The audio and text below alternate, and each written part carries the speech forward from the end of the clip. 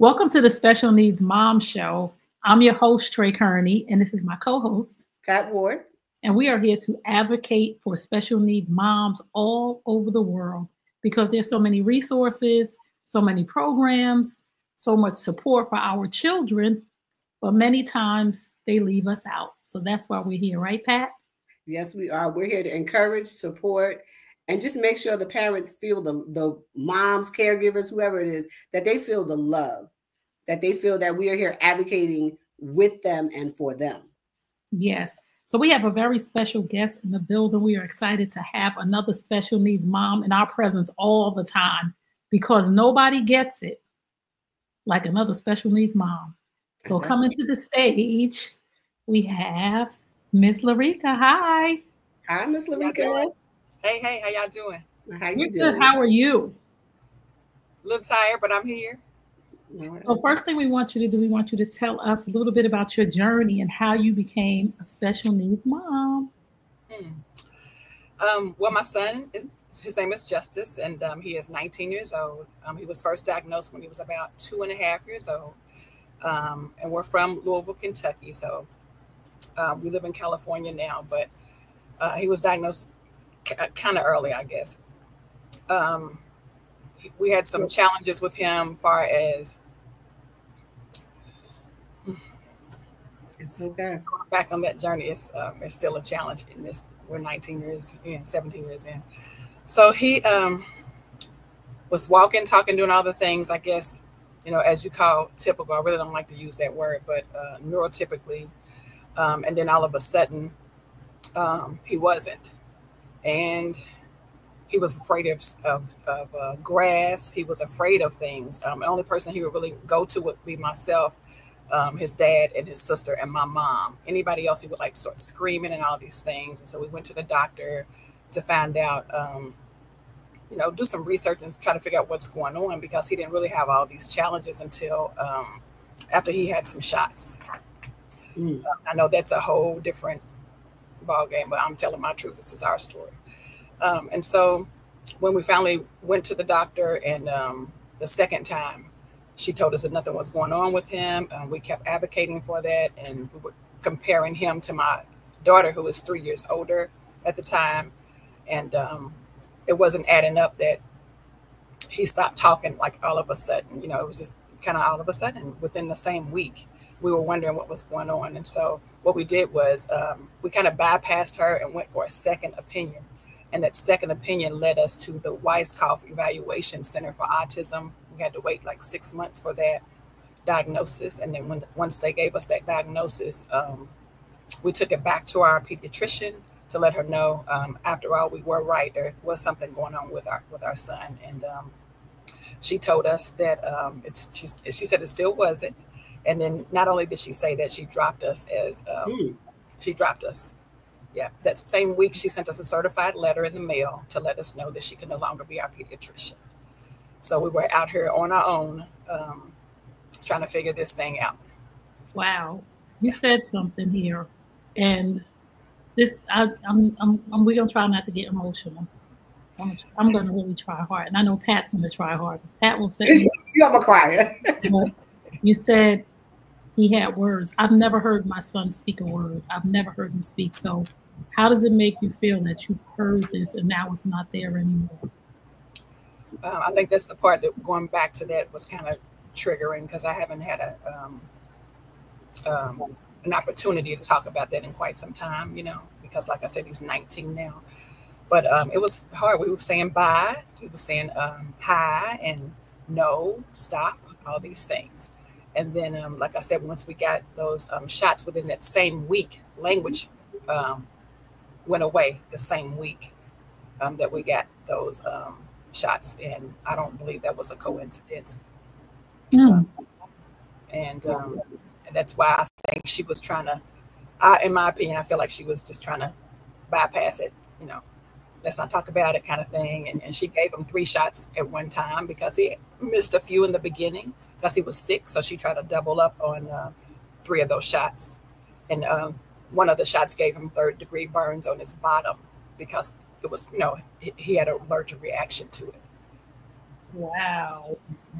So when you think back on your journey, what has the journey of autism taught you as a person?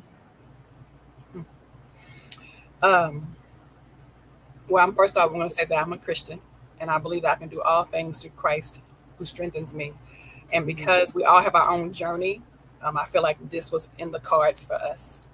And so I believe that Justice was here to teach us something. We were here to teach him something. We are all able to teach him, teach the world about love, about acceptance, about loving people where they are and meeting them where they are, and including people in places and spaces that you typically wouldn't. And then not last but not least, making sure that you presume competence, right? Just because you see someone and you may assume they're not paying attention, you may assume they might not even be smart. But our kids are here to let you know they are, and they're locked inside there sometimes, but they're very aware of things.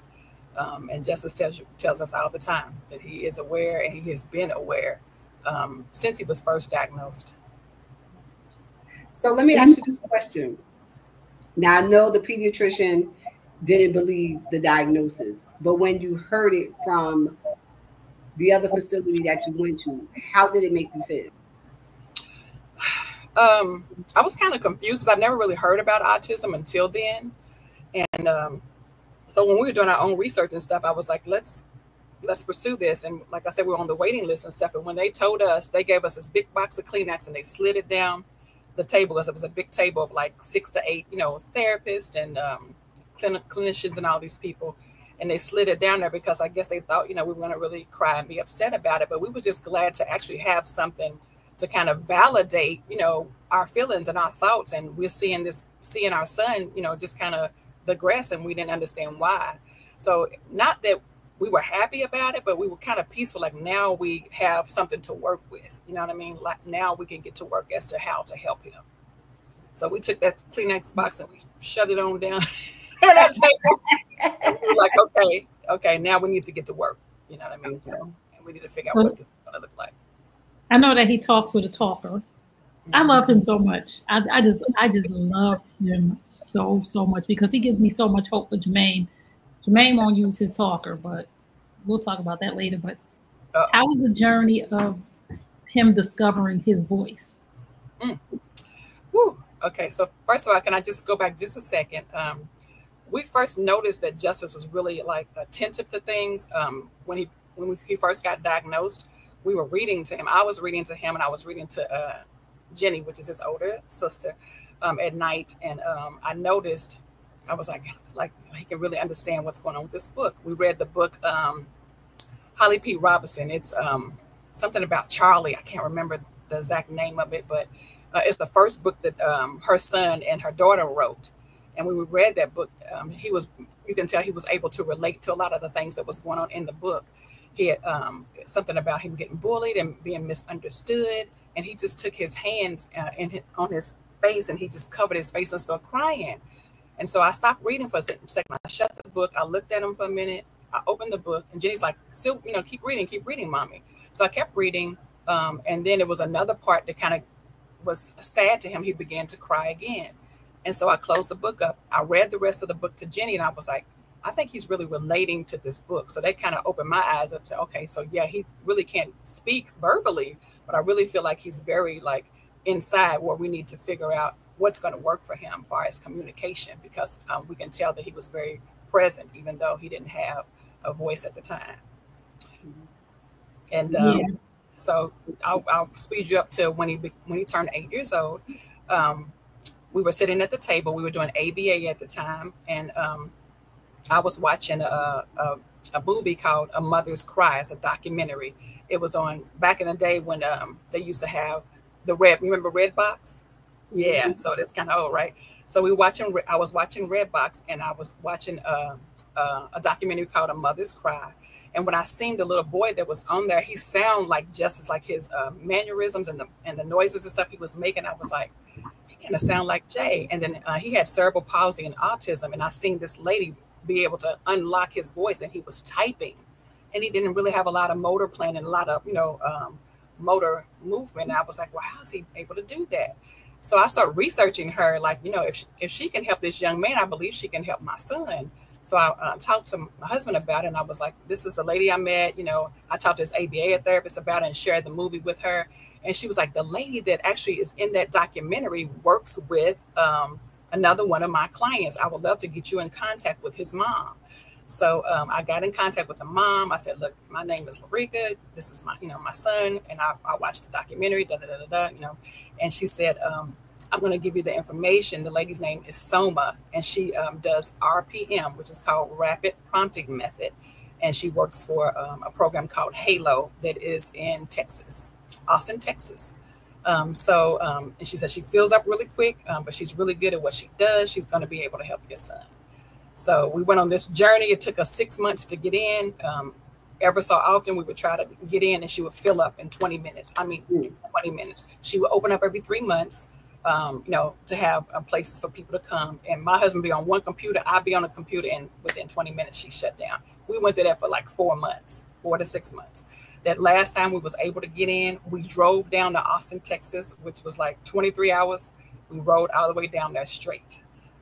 Because I said, I've got to unlock this child, because I really feel like something is there. You know what I mean? And we went there, and he got his backpack. He didn't even let me open up the door for him. He heard and was standing there first. He ran into somebody else's session. I was like, Jay, you can't be running into people's sessions. He ran all in the session. He sat there and was swinging his legs. And she said, I'll get with you, get with you when I'm finished. She met him. It was like they connected. First of all, they were the same height then, because he was 8 and she's like 4'9". Okay. So you can imagine now her being 4'9" and he's 6'4". No, he's 6'5". So his first session, she did the rapid prompting method. Within 25 minutes, his first sentence was to her, I'm glad you cracked my case. That was the first time I heard, it's gonna make me cry. That was the first time I heard my son's voice. That was the first time I heard him to know what color he likes. His favorite color was red. He wanted a Rottweiler dog. He wanted his name to be Grenade. So we learned all these things within that first 25-minute session and a 45-minute session. So in that first day, we learned all these things about my son that we've been trying to learn from 2 to 8 years old. Yeah. Oh my goodness. I'm glad you cracked my case. That was his first sentence to us. And you talking about trying to keep it together. And he looked at me like, girl, I've been in here. You know, I needed you to keep trying, because we tried PECS, we tried sign language, we tried all the things that you would, you know, in a typical school, you know, with your IEP, all the things that they wanted. So we immediately went to the school and was excited about trying to unlock his voice and let them know, hey, this is working for my son. She put us in contact with a couple of therapists here in California, and we were able to continue to learn how to use his iPad and use that rapid prompting method and transition to his iPad program, which he types with right now. I know that's long, but I'm saying that's no. This is so good, because I don't know anything about my son. He's 16. Like, I'm like trying to read his mind, and I'm just like, what I know he makes a lot of noises, I'm just so happy. He's in that trail. I'm telling you, he really is. Just keep the faith. I really wish I can come to where you are and just have a talk with them, because it first starts with us believing in them and letting them know. Because sometimes they believe what we believe. Right. They believe what the teacher would say, right? Because I remember his teacher saying, he's not going to speak. He's not going to learn how to spell his name and all the things. We've been working on these things for 2 or 3 years. And I said, well, that's interesting, because you're saying these things, but he's typing at home. So I started mommy school. So after he, would go to school, I would do mommy school in the evening time from like 3 to 6 every day. And he loved mommy school. And we did it up until like 6th grade. And then we did it up to 6th grade. And then he said, I want to eventually just go to mommy school, because they got tired of babysitting. Because at that point, they were just babysitting my son. On his Protocol app, because I advocated for him to have the iPad at school. And I don't know how you all school system is. Are you guys able to go to the school and kind of see what's going on? Do you have to make an appointment? Or are you able to just? You have to make an appointment. Yeah. So we did too. And so I was thinking, since we had to make an appointment, that perhaps you would even pull out the bells and whistles as if you were doing something. You know what I'm saying? So we made the appointment. And when I went there, I had to stand in the back. Everybody else was in a horseshoe shape, except my son. So all the kids were in a horseshoe shape. And then my son was behind them in the middle of the classroom where the projector was with his aide. So I'm like, so that's not really inclusive. It makes them stand out like, hey, I need help. I can't be a part of what you all are doing. Even though we're in the same room, we're not, we're not doing anything together. Right. So that was the first thing I noticed. The second thing was my son didn't have his iPad with him. So she was asking him a question as if he was going to verbally answer her. So I said, she doesn't even know my kid.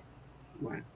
They were working on the parts of a bee, pollen and all these kind of things. So she asked Justice a question, and he didn't have his iPad with him at all. He was just sitting there, and he turned around and looked at me, and I looked at her. So I kind of gave her a hint. I said, hey, where's his voice? The iPad the iPad that we advocated for. So it was still in his backpack, which means this was in the middle of the day. So he didn't have his iPad for anything during the day. She didn't even know how to turn it on. So when she turned it on, there was only 3 buttons. And the 3 buttons were drink, go to the bathroom, and food. So there was nothing educational on there, anything about what they were doing, math, nothing was on there, but just those 3 buttons. So that's when I looked at him and I told him, I said, Jay, I think we're gonna have to start doing mommy school full time, because we've tried, and tried, and you're getting further along in your education, and we believe that you deserve an appropriate education. But he really wanted to stay at school because it was an opportunity for him to be around, friends and things like that. I tried to have friends. He was in a friendship circle, and he was the only one that was non-speaking with autism, and everybody else spoke and stuff in the class. So all they did was just give him snacks, and he just sat there. So I'm like, that's not learning how to, include him. So it was kind of like he was just being babysat, and we just had to do mommy school. And we did mommy school from 7th to 12th grade till he graduated last year. Wow. So I took off I was working during the day. I started working at nighttime, and we just had to make the necessary sacrifices. So I've been getting like 4 hours of sleep every day. It's from 7th to 12th grade. So I know you recently celebrated a big anniversary. Yeah. Yeah. So congratulations. Thank you. There are many couples that don't make it because of this diagnosis. And I shout out one of my mentors. Her name is Genevieve. She started a nonprofit autism group called My Goal. And it was to keep families together, because so many families don't make it, because this is a lot. It's a lot. So just how have you and your husband, and I love your husband and your daughter, I love your family, how have you guys maintained the relationship without it tearing you apart or causing a rift? That's a good question. We've been best friends since we were 12.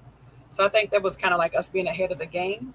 And even when we didn't like each other and we got on each other's nerves, we always reverted back to our friendship, which has always kept us to the point where we call each other dog, like that's my dog. You know what I mean? Like, so we grew up together through all the stages of life, you know what I mean? Through, 12th grade, through, hormonal, all the things, up to now to menopause. But we've been through all the stages of life, and we just really always been really close. We never did really look at each other like in a romantic way until our late 20s. All that time we had just been friends, really good friends. And so I think the friendship has definitely helped us. And then the commitment that we've made to one another, as well as God, we want to honor that to the best of our ability. And we feel like that justice will be stronger. Our children will be stronger with us being together. And we really like each other. We really like each other. That part. Yes. Yes. Like again, so many people fall out of love because they don't like each other. Like, yes. you start acting weird and crazy, and your person don't like you no more. So as an autism special needs mom, what do you need on this journey? What do I need? What do you need? Wow, that's a good one. It always gets us. Wow, because I'm always we and Jay and Jenny and like, yeah, it's we as a wow. What do I need? I gotta think about that. Need some sleep. No, okay. Yeah, talking about, well, I sacrificed this, I stopped doing this, and I took the time and I did this. So what are you doing to take the time for yourself? When we get finished here, I'm going to have a massage. That's one thing I have committed to doing once a month is getting a massage. I go get acupuncture. So I'm doing a lot of things to relax me because I'm always on.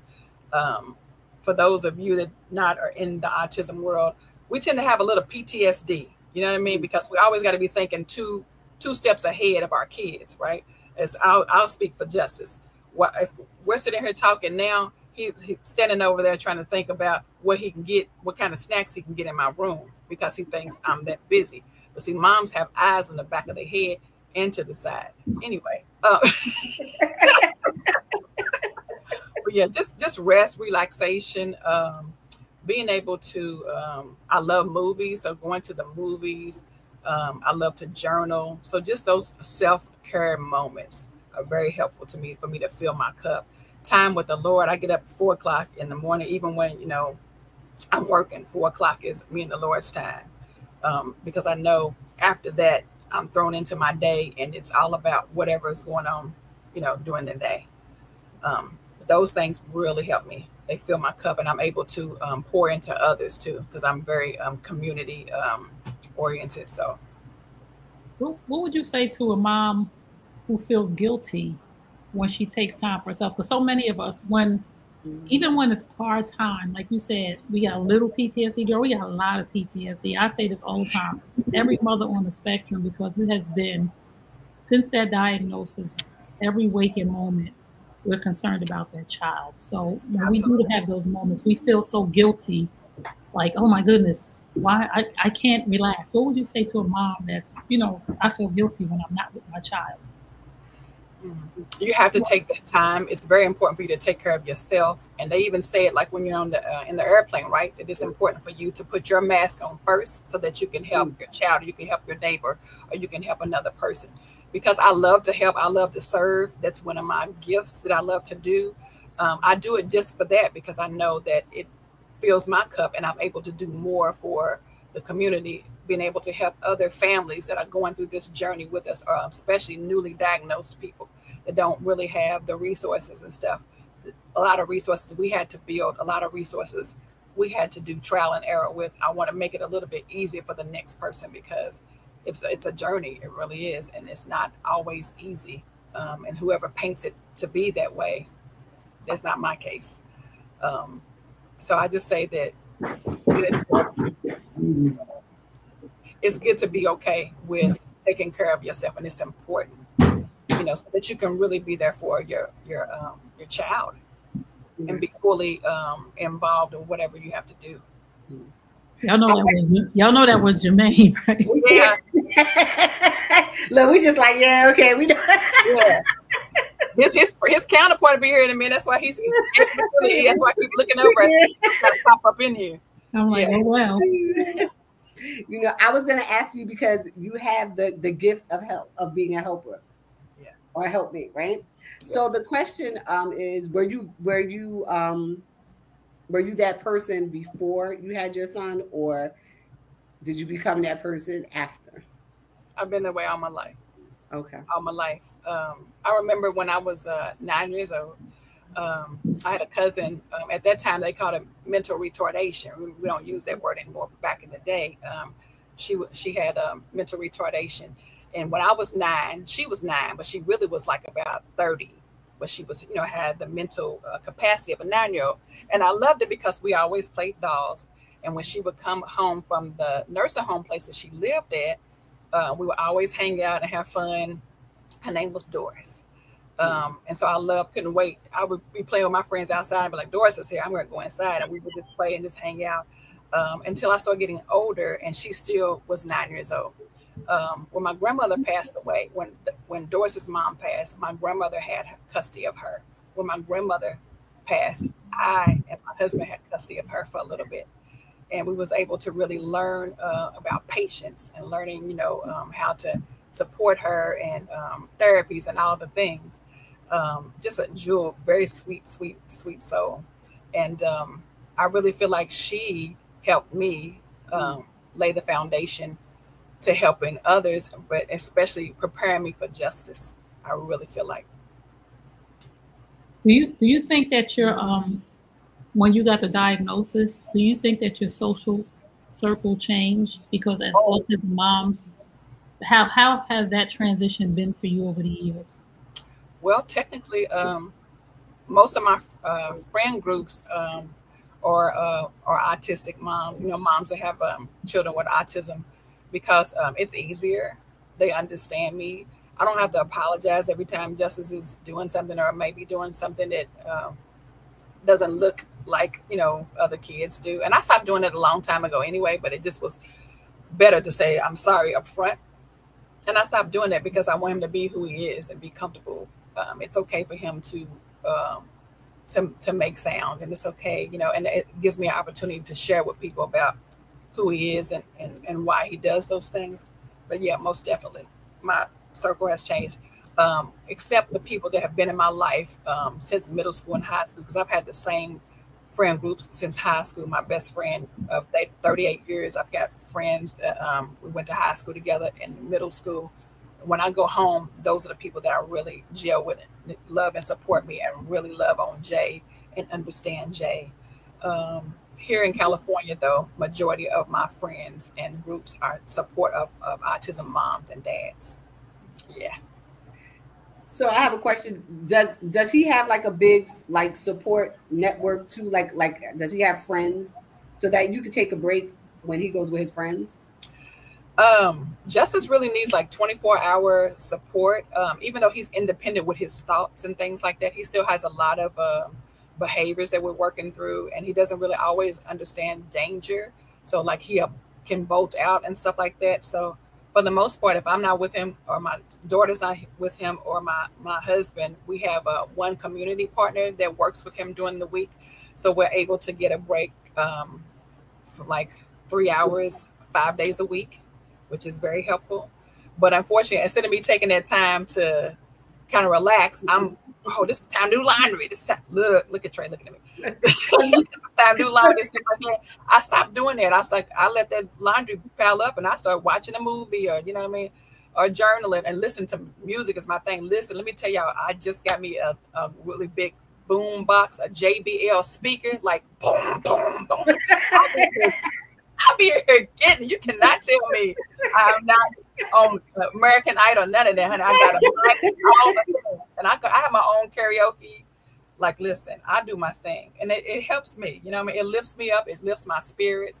And then when Justice comes back from hanging out, he sees a better mom. He sees somebody that's energetic and ready to take on whatever we got going on for the evening. And sometimes he might join me in the karaoke. I put that mic and he'll hum or something. But we just like to have fun, and it's important too because we have so much stress already.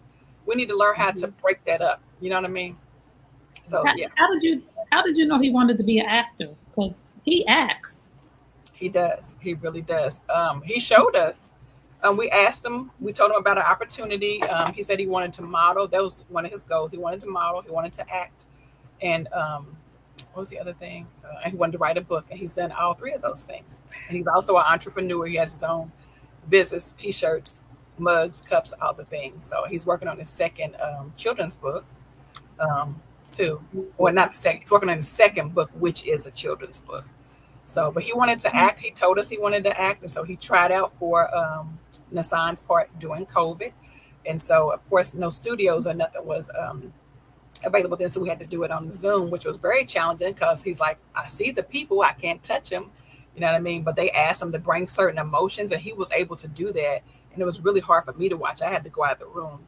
So we took these bed mattress crates and we put them on the walls for the sound, you know what I mean? Like we just really made it comfortable for him so that he can hear himself when he makes the different noises and when he does the interview and stuff like that. It was really cool to watch him in his element. They asked him to cry, and he was able to do it. That part, like, got me like, okay, cut. I don't want my baby doing it.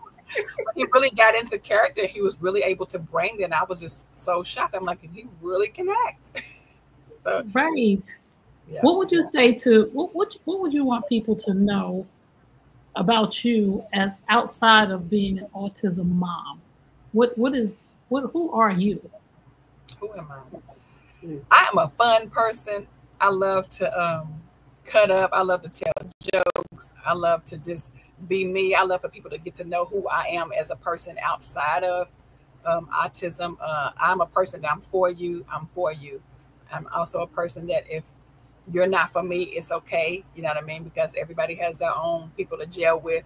But I love who I am, especially in my 50s now, my mid 50s. It's like I'm just in my element, and I'm okay with saying how I feel without worrying about the blowback of it, because I stand by what I say. You know what I mean? And so I love that part of me. I love to enjoy a good book. I love to listen to music, like I said. I love to figure out things that are challenging and go do some deep work, within myself to find out why I'm feeling a certain kind of way, talk it through, because I haven't always been that person. You know what I mean? So just learning more about myself. I am a person that's still growing in grace. And I feel like I have a lot of love to share, and I love hard. And if you're for me, you're for me. And if you're not, it's okay. I'm going to keep it moving, and I'm going to love you anyway. And if I can help you, you got a friend. You know what I mean? So I love just to stand by people. There's so many people I get so many like inboxes and DMs about autism, and I'm not mad at it. But sometimes I'm just like, I'm not just the autism mom. Right. That part. I seen this video too. Right. I seen this car wash video hiring 972 times because everybody sent it to me, and I'm just like, thank you. I'm just not an autism mom. What did you want to be when you were? What did you want to be when you were a young girl? Before I answer that, can I say something about that? Yes, please. Can I just also say this? I have accepted Justice for who he is. I appreciate family and friends sending me things about these things can heal him. These things can do that. I have accepted who he is. If God wants to heal him, he will, however that looks. But I love Jay. For him not to be able to verbally say, I love you, he is the most loving person. Love is an action word. And somebody always tell you they love you and don't have any action behind it. Watch that. Justice is the person that shares love. He shows you love. He appreciates people. And you can get all of that from just him being who he is. So I don't want to change him unless that's who he's supposed to be. We've accepted him. And so I just want people to stop doing that. Stop sending messages about that. Like if it's something that's going to help his gut health, okay. But not that, oh, this healed such and such, so this can heal him. I'm okay with that. So stop sending stuff. And stop sending stuff to Trey. Stop sending stuff to Trey, please. About that. Okay. I'm in my mid-50s, I'm telling you. Say that again, please. And it's not being mean. Yeah. It's like, well, we want some things to be different, absolutely. But like, I'm sure he wants some things to be different from me. You know what I'm saying? Like, I wish my mom would do this. You know what I mean? But he is accepting me who I am. I'm accepting him for who he is. And the Lord gave him to me just the way he is. You know what I mean? And so I have accepted that, and it's okay. I want to just tell you that I appreciate what you just said, and I'm gonna keep it together, Trey. Okay, I'm gonna keep it together. I really appreciate what you said, because throughout my son's life, he's been through a lot of different things. He has a lot of medical issues, and just a couple of years ago, he ended up with a colostomy, a permanent. And I could remember I made a phone call to someone and who's I love her to death, but she's always very judgy. And there's times in our lives where we don't need that judgment. We are going through enough. Absolutely. I mean, it's really hard. So I remember calling her and I said, I'm not calling you to ask you your opinion. I'm not calling you to hear what you have to say about the decision that I am making. but I'm calling to let you know so that you don't find out from someone else. There you go. And like, she got really offended when I said that. But I've told, you know, her many a times before that a lot of times I'm going through stuff or dealing with stuff with my son. And it's just a lot of stuff that people just don't understand. I'm his mom, like, and people need to understand. I did ask the doctors, what are my options? I did research, what are my options? And I'm always going to do what is best for him. Hence why I'm calling you to let you know this is what's about to happen right now. And, you know, like, it's just a lot of times we get a lot of that judgment and people just thinking that we're not doing the right thing. And what you just said is so true. And I appreciate, you know, you saying that and just kind of like, you know, all of us, especially moms, being on the same page with where we are and trying to do the best for our children. So thank you for that. Absolutely. We are community. We are community in and of ourselves. You know what I mean? I've felt the isolation, and I still feel that.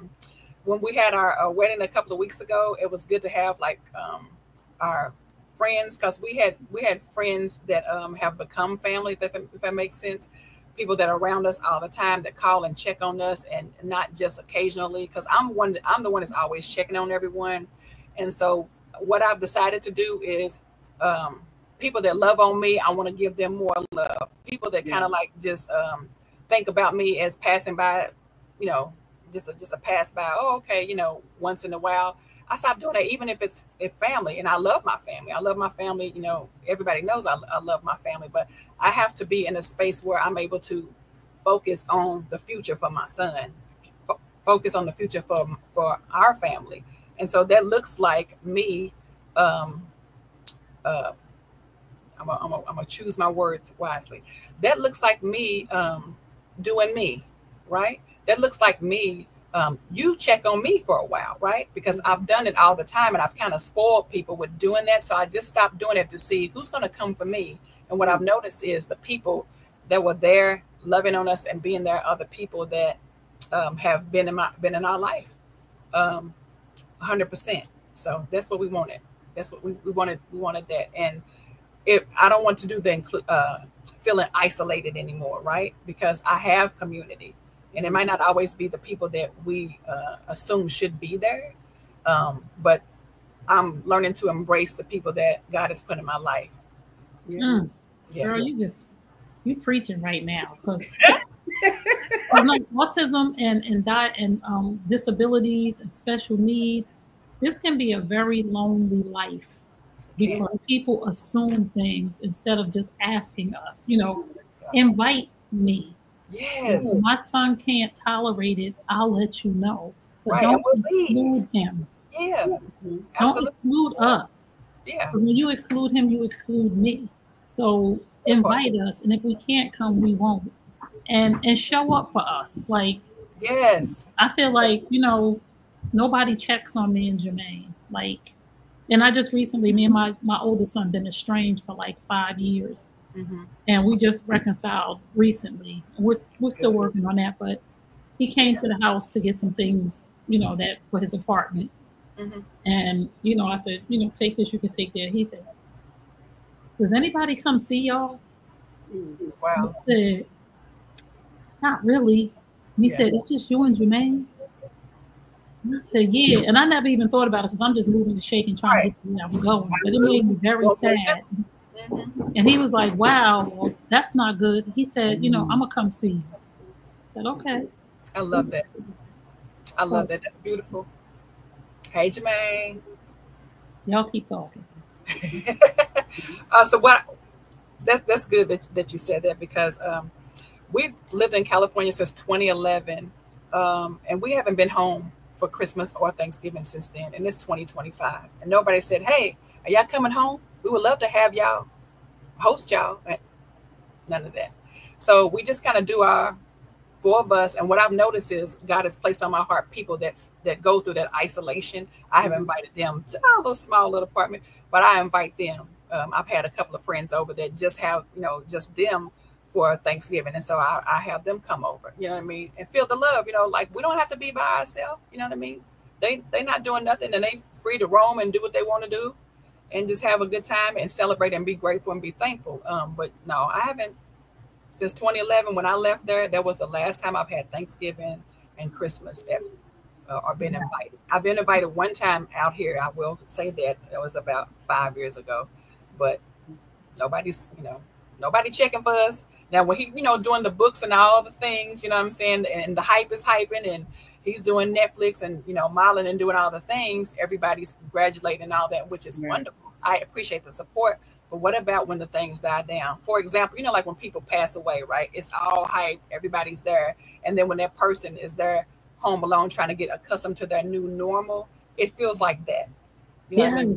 Everybody's gone, all the family and friends are gone and went on, you know, home, and you're there with your thoughts trying to figure out my new normal. That's how we feel on the holidays. My baby turned 16, May 6th. And you know who celebrated his birthday? Me and him. Not one person showed up.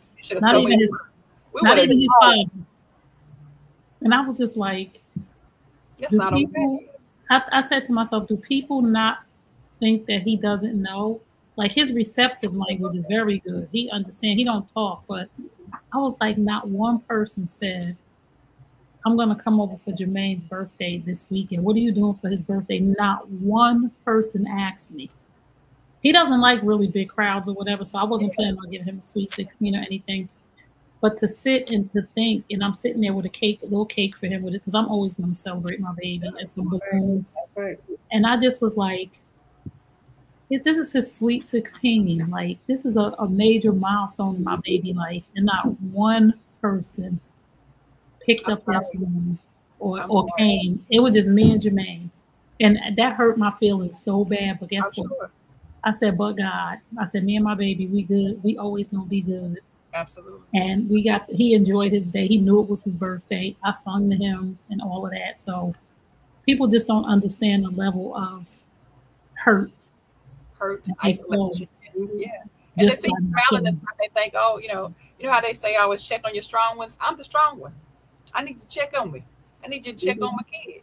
I need to be checked on. Absolutely. Yeah. Reciprocate that.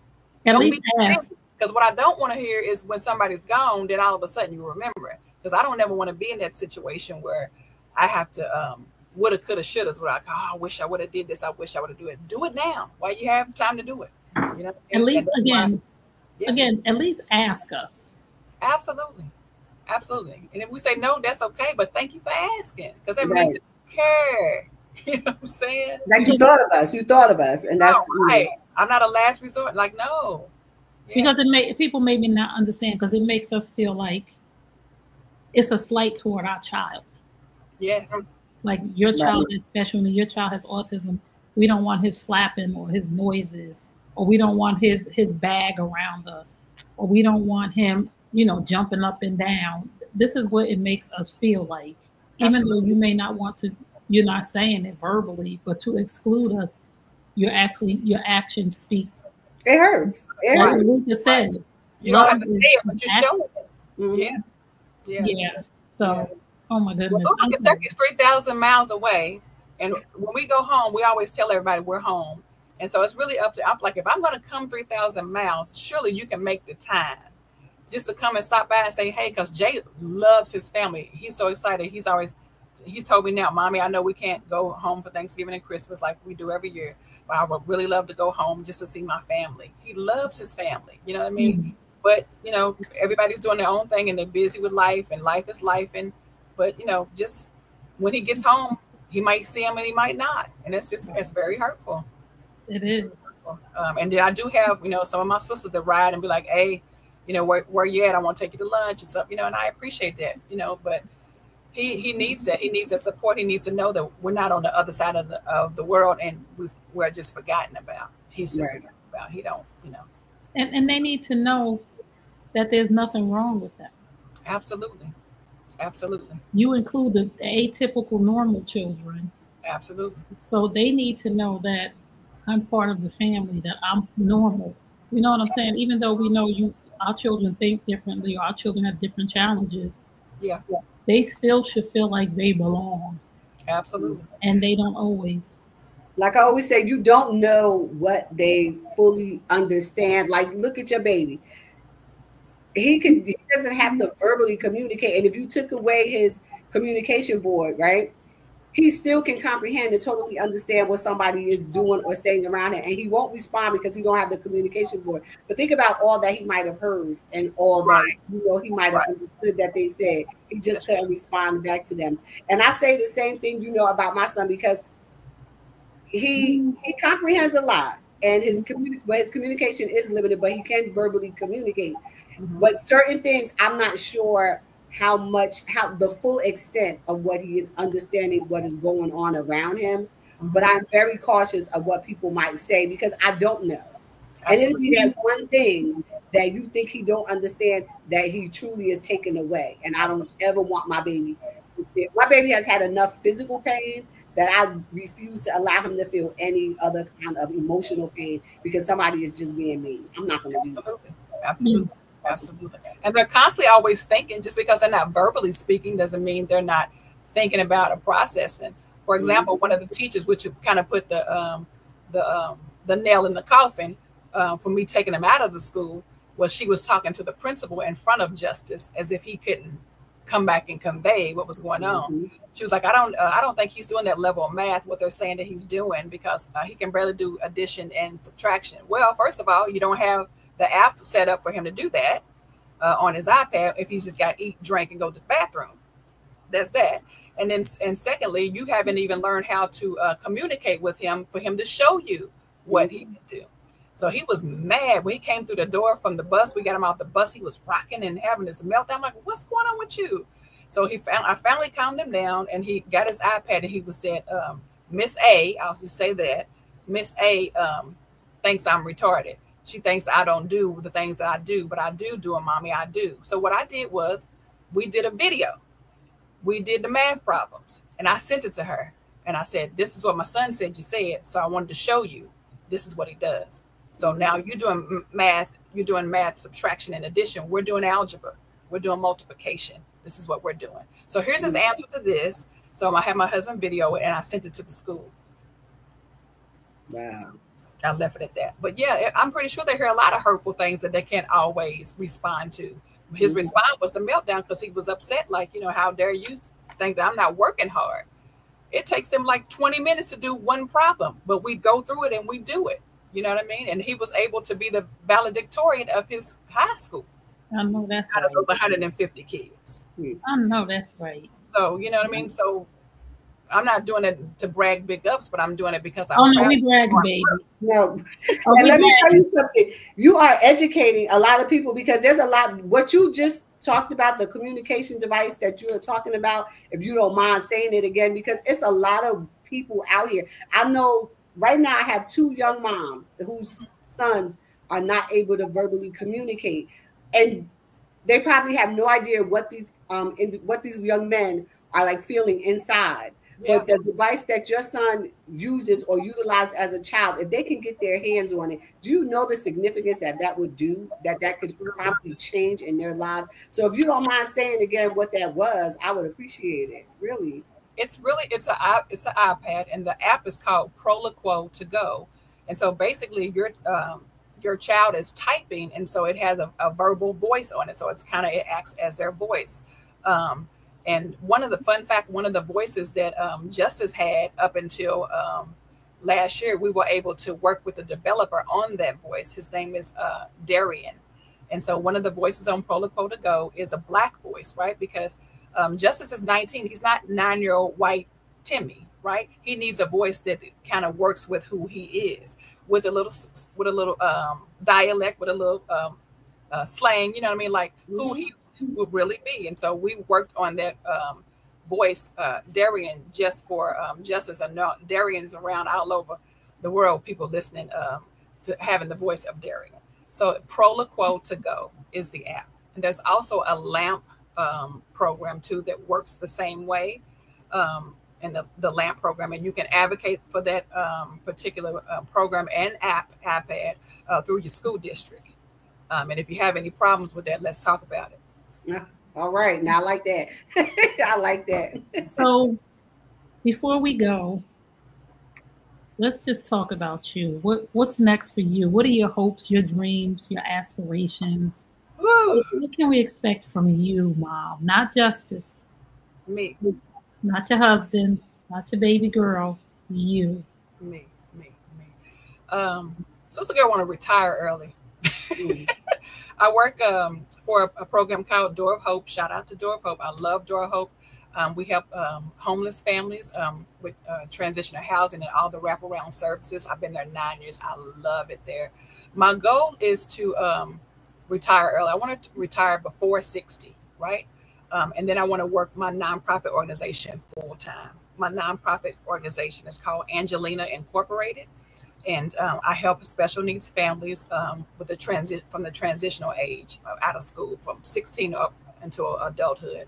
So I help them with resources. I help them with job training. I help them with independence. We do a lot of